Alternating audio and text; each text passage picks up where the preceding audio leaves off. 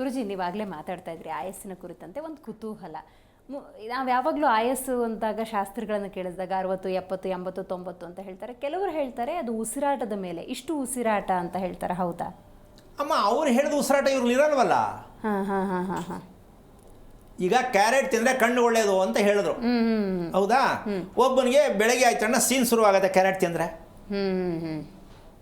ಈಗ ಹೇಳಿದ ತಪ್ಪ, ಕೇಳಿಸ್ಕೊಂಡಿದ್ದ ತಪ್ಪ, ಮಾಡಿದ ತಪ್ಪ.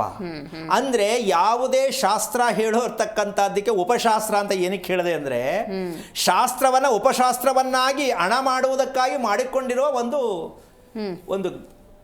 ಏನು ಹೇಳ್ಬೋದು ಇದಕ್ಕೆ ಅಂದರೆ ಒಂದು ಮಾರ್ಕೆಟಿಂಗ್ ಅಂತ ಹೇಳ್ಬೋದು. ಅದು ಯಾವ ರೂಪರಾಗಿರ್ಬೋದು. ಇಲ್ಲಿ ಸತ್ಯ ಇಷ್ಟೇ, ಒಬ್ಬರಿಗಾದದ್ದನ್ನು ಸೋಮವಾರ ಋತುವಾದರೆ ಸೀತೆ ವನವಾಸೋ ಫಿಕ್ಸು. ಹಿಂಗಾಗತ್ತಿದು.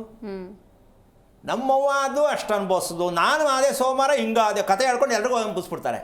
ಸೋಮವಾರ ಆದ ತಕ್ಷಣ ತಪ್ಪು ಅಂತಲ್ಲ, ಎಲ್ಲ ಅಮಾವಾಸ್ಯೆ ತಪ್ಪು ಅಂತಲ್ಲ. ಈಗ ಮನೆ ದೀಪಾವಳಿ ಅಮಾವಾಸ್ಯೆ ಆಯಿತು, ತುಂಬ ಶುಭವಾದದ್ದು.